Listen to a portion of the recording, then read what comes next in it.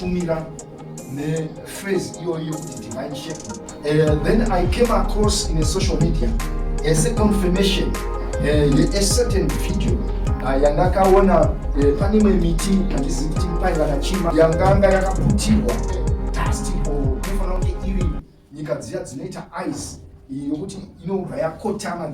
Pane aifamba achisumudza miti iya achizunguza kudai, yazunguza kudai dust rese or whatever zvanga zvakanamira yobva yasumuka. God started to minister to me kuti sometimes mukati muupenyu hwedu there are certain things Mwari zvavanotendera kuti zviuye kunge zvinozunguza upenyu hwedu, not kuti zvitiparadze, but Mwari ndiMwari vane chinangwa noupenyu hwako nokutsveta panzvimbo yako nokuti vaite zvimwe zvinhu. Saka pane zvimwe zvinhu zvinouya zvobata upenyu hwedu, but Mwari vanouya vozunguza.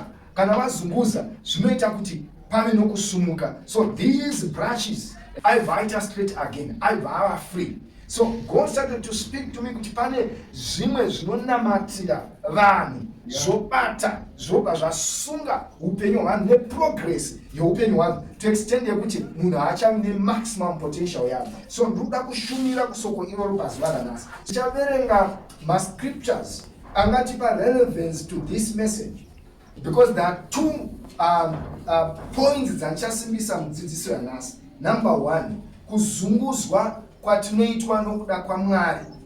Then number two, pane zvatinofana isusu kuzunguzawo kuti tisumuke tigoenda mberi. Hallelujah. So let us read kuna Acts chapter 16.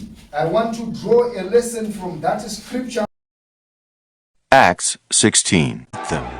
And when they had laid many stripes upon them, they cast them into prison, charging the jailer to keep them safely, who, having received such a charge, thrust them into the inner prison, and made their feet fast in the stocks. And at midnight Paul and Silas prayed, and sang praises unto God, and the prisoners heard them. And suddenly there was a great earthquake, so that the foundations of the prison were shaken, and immediately all the doors were opened, and everyone's bands were loosed.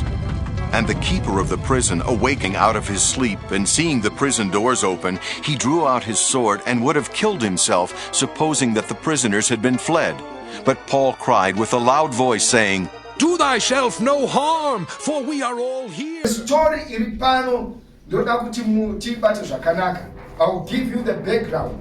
Ino inyaya Paul na Silas vakanga vanga vasungwa munguva yavaiparidza vhangeri.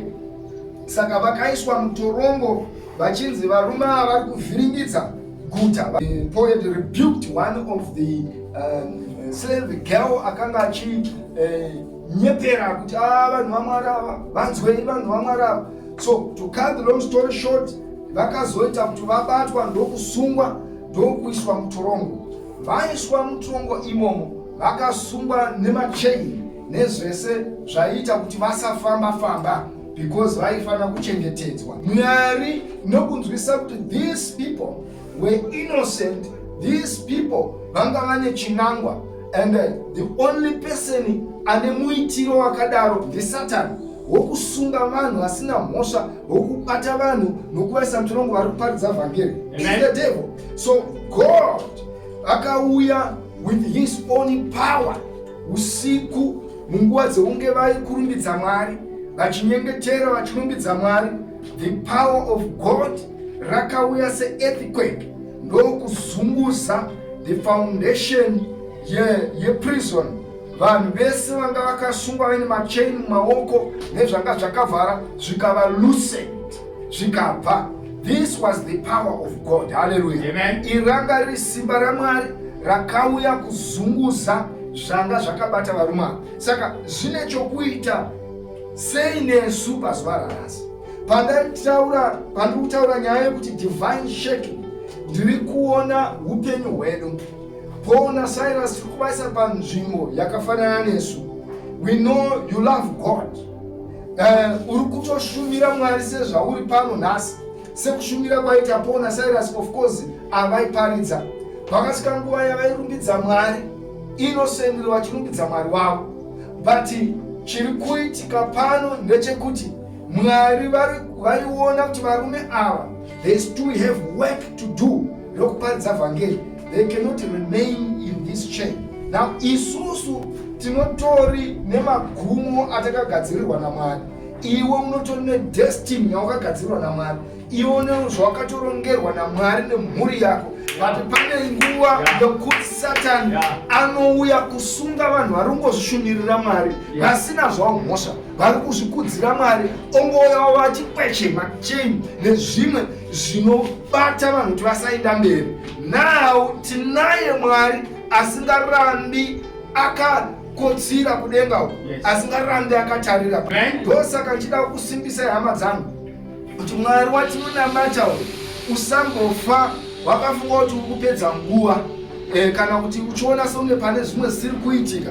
There are times Mwari dzavanouya ivo mbune, haleluya, vanouya ivo mbune kuzunguza kuti zvimwe zvinhu zviitike mukati moupenyu hwako, kuti zvinofanira kuitwa lucent zvive lucent. Now ndashandisa nhoroondo yaPaul naSilas kuti ndikukurudzirei pazuva ranhasi kuti munofanira kuona kuti pane machain anga asiri meant kunge ari pavari. The devil ane business rokusunga vanhu vari kumbozviruramira zvavo, especially vemakristu, kuvaisa in prison yekuti upenyu hwavo hunoita kunge husingachatofambi, kuvaita tie on one place, yet they have a destiny, vane zvavanofanira kuita. Mwari vakauya ndokusunguza, haleluya. Now idivine shaking yaine chokuita nokubatsira ivo vaanoti ndevake, haleluya, praise God, haleluya. So there are things Mwari zvavanouya ivo mbune kuuya kuzunguza kuti vabvise machain nezvinonamatidza vanhu kuti vange vari pa one place. So ndo zvimwe zvatichanamatirira kuti haufanirwi kubatwa uri panzvimbo imwe chete. The devil has no right yokusungirira upenyu hwako panzvimbo. Haleluya, hazvigoni, amen, hazvigoni. So manketani iwayo akava lucent, aichengeta akatya zvikuru, nokuti nguva iyoyo painzi kana pakava neprisoner one chete angobuda waifanira kufa, iwe waifa. One prisoner angobuda, iwe ndiwaifa. Ndosaka anga akutora banga kuti azvibaye. Dai varume ava vanga vasingazivi Mwari, vaichema nokuchema kukuru kuti zvinotaperara. Imagine panoitika earthquake, vazhinji vanovhunduka, because earthquake dziya dzinoitika dzine destruction, but this one yanga isina nyaya yedestruction kana yokuparadza iwo. Saka dai vanga vasingazivi Mwari, vaigona kuchema kuti taparara tiri panzvimbo imwe chete, nokuti vanenge vasingazivi kuti kuzunguzwawo kune chokuita nokusungura ivo, kune chokuita nokuti zvimwe zvinhu zvive free. Saka vaigona kutochemawo vakazhamba nevamwe vanga varipo, but vakaramba vakadzikama, haleluya. Ndiri kuti kudini, panouya zvimwe zvinhu zvinoita senge zvinozunguza usingazivi kuti sei zviri kuitika, unotarisa upenyu hwako ugoziva kuti nini uramata Mwari, you are sincere, you are honest pamberi paMwari, usazvipa mhosva, usavhunduka, because pane zvimwe zvinhu Mwari zvaanotendera kuti zvisheke kuti iwe ugoenda panzvimbo yako ugosununguka, haleluya. Tine simba guru chaizvimwe rakaiswa pamberi naMwari mukati moupenyu hwedu, ratinofanira kushandisa kuti kaona paitika zvinhu zvakadaro. There are times Mwari dzavanosheka, but iwewe ndiwe unofanira kuzosumuka wotora step. Bibheri rinoti iro kuna Isaiah 52, awake, put on strength, O Zion, put on your beautiful garments, O Jerusalem, holy city, for the uncircumcised and the unclean shall no longer come to you. Shake yourself from the dust, arise, sit down, O Jerusalem, loose yourself from the bones of your neck, O captive daughter of Zion.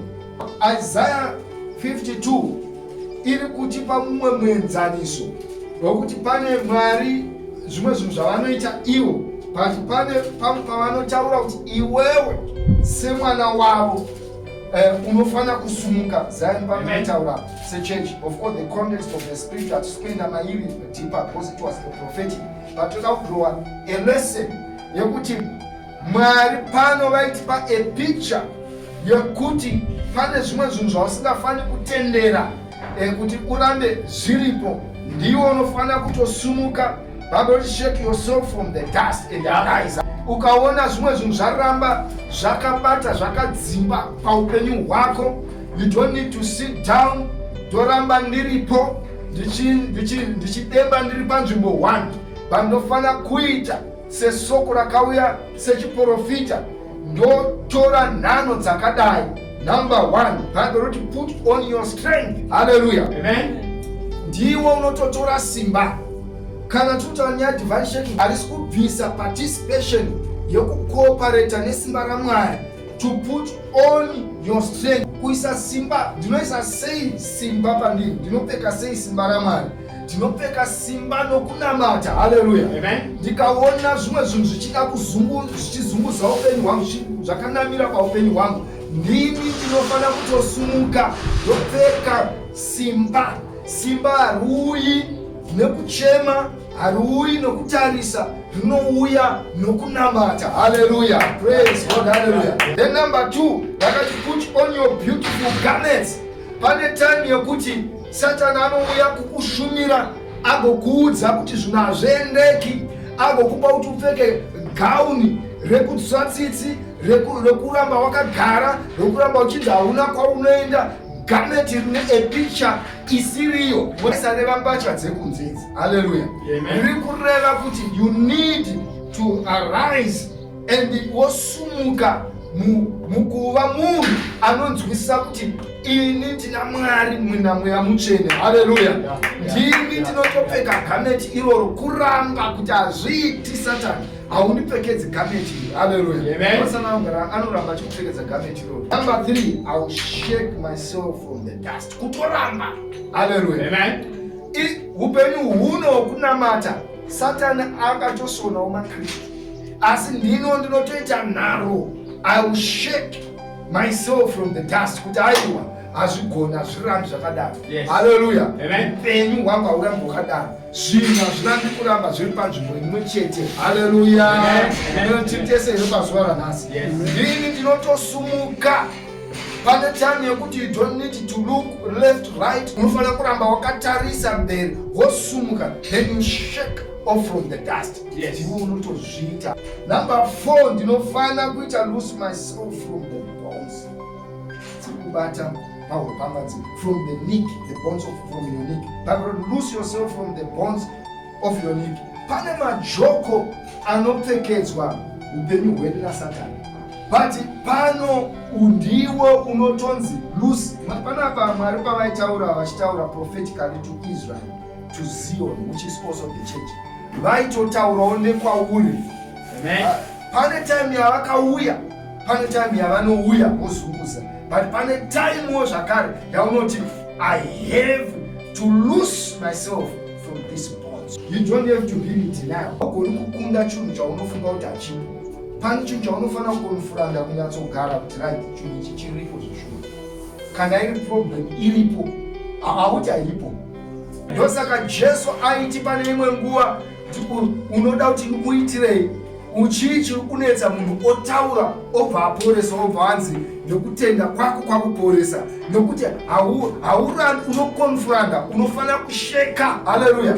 Dambudziko riripo, zviri kuitika kuti zviripo, asi ndinofana kudini kuzvibvisa, ndinofana kusunungura, ndinofana kuzviteurira kumasaidi. Hallelujah. Hauti hazvipo. Hallelujah. Not ukati hazvipo hazviendi, ndinozvikonfura zviripo, I have to shake it off. Hallelujah. Bona mombe dziya dzinopigudzwa dzisingani dziya dzinoiswa joko, kana isingani inotokanda inoikandirawo. Ndozvinoitwa Satani, anokanda majoko ekunetseka nezvimwe zvakasiyana. Iwewe ndiwe unotokanda, unoramba uchikanda. Saka parunzi loose yourself from the bones of the neck. So do not allow church tinofana kusvika patino demonstrate the real power of God. Satani kana achinzi akakundwa achinzi takapirwa simba nechikuriri ngaasava nesimba pamberi. Hakufani kuramba ine zvinoramba zvakanamatira pamusoro poupenyu. Tanharo unofana kuchinja mukati ine simba rekutogona kusatendera zvimwe zvinhu mukati muupenyu hwangu. Ndiite shake off, ndiite stand. Apostle Paul vachifamba vari mutransit vachienda kuRome, that is the last chapter yekunga Acts. Ngatingoshandisa language yatinoziva. Nyoka yakauya ndokumonera ruoko rwake, yanzwa hit. Why particular Paul? Vanhu vakawanda, which means the devil understands vanhu vamwari neauthority yavanayo, anoziva vanhu vane threat. He was a Mkristu. Iye Apostle Paul akasheka chikaracho, yakashekera moto. Ndoda kuti munzwise kuti hachina kungomonera. The possibility ndeye kutoti chinogona kuchakatoruma. Saka vanhu vakatarisa kuti munhu uyu achafa. Mirai tione, very soon achadona. Apunyuka muchikepoyo, toda kuona kana ndofunga mutadzi. No, pane zvimwe zvinhu zvokuti vanhu vanofunga kuti zvichiitika kwatiri wakatadza, nyamba wanogotadza. Vanhu vanozvikondema. The only thing chinofana kuti chipise Satani semukristu hakuna chimwe, kana takuda kuita learn spiritual lessons. To do as a believer, you raise the standard of your prayer. Hallelujah. Ndokusheka kwaunoita zvikara zvinouya kumonera paupenyu hwako. Hallelujah. Paunonamata, you are shaking off. Ndokunamata. The heat inobuda muprayer ndo inosheka wakaipa. Hallelujah. Simba romweya mutsvene riri mauri ndo runosheka wakaipa. Praise God. Kururama kwataitaura last week kuya ndo kunodzivisa wakaipa. You shake, you use authority iyoyo mukati muupenyu hwako. The only way to defeat the devil is to make sure that we raise the standard of the fire of the Holy Spirit material. Remain faithful. Stand in the Lord. Let people talk, let people watch you as if nothing is happening. Let people look unerime ziso kuti zvinodini. Language yevanhu inochinja chete nokumira kwako pazvinhu zvaunotenda. Kuti ndinofana kutoramba majoke aanoda kuisa pamusoro pangu, ndofana kutomadidugura. Zvichida kutsanya nganditsanye, zvichida kunamata ngandinamata. Nyangwe ndikanzwa seziri kufamba inhema dzaSatani, ndikagara panzvimbo 1, even the church persecution yakaitika pafirst church iya, inyaya yekuti persecution yakauya yaparadzira vadzidzi vakaita unoparidza. Vanhu vachiona vangona kuona seataki. Tikusenzisa muenzaniso iwoyo senzira yekuda kuburitsa point yekuti there are certain things Mwari zvaanogona kungouya kuzunguza kuti ndifunge kuti what should I do? Zvipi zvandinofana kuita zviraise standard yangu mukunamata, mukubvunga, mukutarisa kuna Mwari. Haleluya. Uye zvinokuzunguza zvimwe zvakandinamatidzira panzvimbo 1. Saka God will shake sometimes zvimwe zvinhu kuti ndikwanise kumira. Saka ndiyo yatiri kuti divine shaking inoitwa naMwari, kuti kune yako yaunofanawo kuitawo zvakare. Tichitarisa Mwari vachiuya kuzoshanyira Paul and Silas, kuzosunungura machain anga akavasunga, Mwari vakanga vachida kuti varume ava vabve panzvimbo dzavange vari. Enemies of your salvation, which is the devil, he can try to put you on a wrong position, but I believe God will come and shake certain things with you. But kana Mwari vazunguza, vanenge vachiita kuti isusu tirealize simba ravo. Of course, the story of Paul and Silas yaitotora ivo vanga vaisa mutorongo kuti vaone, ndosaka vasina kubuda. Nesuwo Mwari vakazungudza zvimwe zvinhu, havasi kungoti iwewe chigara urimo, dzinodzoka futi kacheni, unosunga futi. Pane time inoda kusumuka. Haleluya. Ava hongu vakazviitira something oti no, ukuru hwaMwari huoneke, but Mwari chavaita mutero dai vakasumuka vakaenda. naivo vatongoziva kuti hakuna munhu anozunguza masimbi ese nokusunungura kunze kwerimwe simba rinopfuura rimwe simba, but vanapo vangoda kungoratidza mwari wavo chete, kungoti toda kungoti vamboona kuti mwari watinaye akaita sei.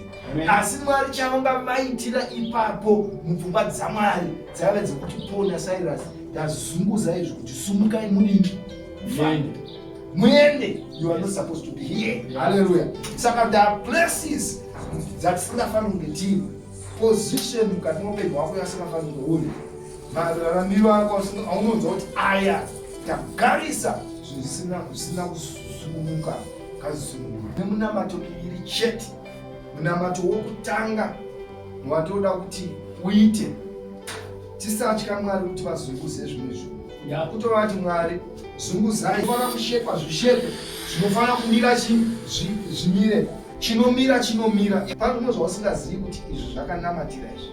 Then second, tinoda kuti iwewe identify things zvaunoti izvi I'm shaking it off. Hallelujah. Tikuzvikandira kuti deliberate these things I'm shaking it off. Izvi handisi kuzvida pamberi. Hallelujah. I will have to shake it off kuti ndikwanise kumira ndiri ini Mwari vaite zvavanofanira kuita muupenyu hwangu. Hallelujah.